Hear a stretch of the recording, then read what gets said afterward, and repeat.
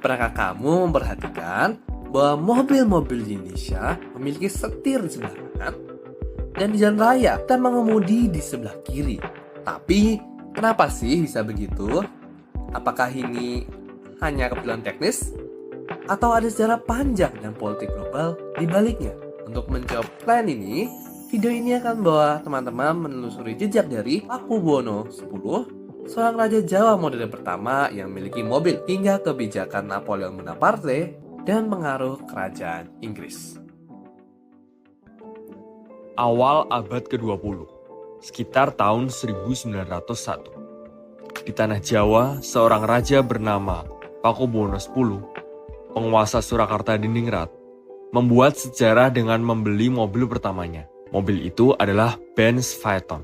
Menariknya, mobil itu memiliki setir di kanan, bukan di kiri seperti di sebagian besar Eropa daratan. Pertanyaannya, kenapa Raja Jawa memilih mobil setir kanan?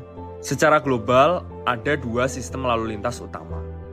Di negara seperti Amerika, Jerman, dan Belanda modern, kendaraan melaju di kanan, setir di kiri.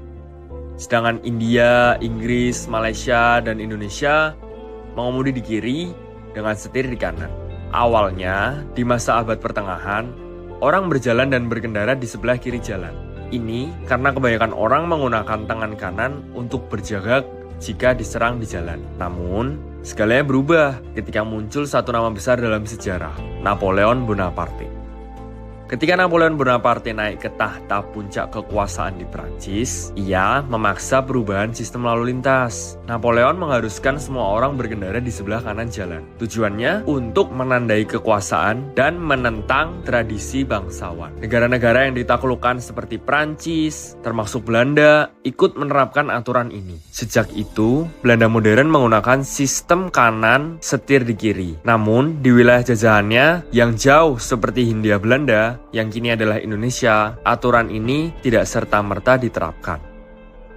Pertanyaan utama yang perlu dijawab adalah mengapa Hindia Belanda, khususnya di Indonesia, tidak ikut dalam aturan Belanda ini? Oke, jawabannya ada pada pengaruh Inggris dan praktik dagang di Asia Tenggara. Wilayah seperti Malaysia, Singapura, dan India yang termasuk dalam koloni Inggris menggunakan sistem lalu lintas kiri. Di sisi lain, ini berarti menandakan bahwa pengaruh Inggris di Asia sangatlah kuat sehingga dampaknya sampai ke Indonesia. Meskipun Indonesia bukan koloni Inggris, tapi Indonesia ikut mengadopsi pola ini karena perdagangan, pengaruh regional, dan kendaraan impor. Pada akhir abad ke-19 dan awal abad 20, jaringan perdagangan antara India, Burma, Malaya, Hong Kong menjadi jalur pelayaran dan daratan Asia Tenggara yang secara praktik mengacu pada standar Inggris. Banyak sekali armada dagang Hindia Belanda bahkan membeli kendaraan atau suku cadang dari Singapura yang saat itu menjadi pelabuhan utama di bawah kendali Inggris. Mobil-mobil awal yang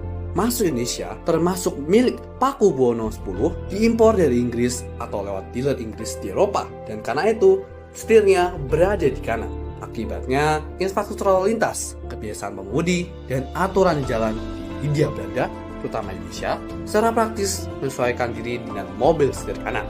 Sejak saat itulah, distribusi mobil di Indonesia berkembang dengan standar setir kanan dan berkendara di kiri. Jadi, kenapa mobil di Indonesia punya setir di kanan? Yaitu memiliki beberapa faktor. Salah satu faktornya adalah faktor keselamatan berkendara saat ini.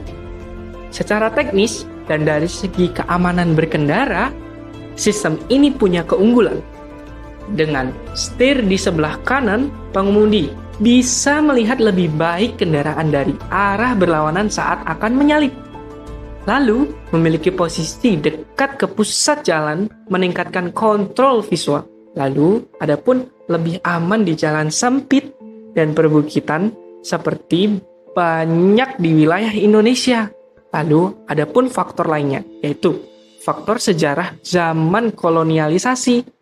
Karena sejarah yang begitu panjang, dimulai dari Pakubuwono X membeli mobil setir kanan. Lalu pengaruh lalu lintas Inggris di Asia, dan kegagalan kolonial Belanda mengubah sistem di tanah jajahannya.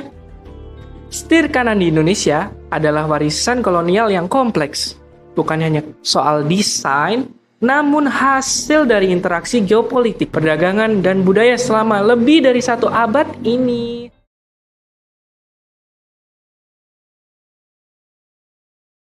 Dari penggalian sejarah perkembangan setir yang ada di Indonesia, kami menyadari bahwa banyak hal yang selama ini kami anggap biasa saja atau bahkan tidak memiliki latar belakang sejarah ternyata menyimpan cerita panjang yang menarik untuk ditelusuri. Setir yang selama ini hanya kami pandang sebagai bagian teknis dari kendaraan, ternyata memiliki peran penting dalam perjalanan transportasi dan perkembangan teknologi otomotif di Indonesia. Melalui proses belajar dan pencarian informasi, kami menemukan bahwa setir tidak hanya mengalami perubahan bentuk dan fungsi, tetapi juga mencerminkan dinamika sosial, ekonomi, dan budaya bangsa. Dari kendaraan tradisional yang dikendalikan secara manual hingga kendaraan modern dengan sistem kemudi canggih, setiap tahap perkembangan menyimpan cerita dan inovasi yang mencerminkan semangat zaman. Refleksi ini membuka mata kami bahwa sejarah tidak hanya milik hal-hal besar seperti perjuangan kemerdekaan atau tokoh-tokoh nasional, tetapi juga terdapat dalam hal-hal kecil yang dekat dengan kehidupan sehari-hari. Dengan mempelajari sejarah setir, kami belajar untuk lebih menghargai proses kerja keras serta inovasi yang dilakukan oleh generasi sebelumnya. Ini menjadi motivasi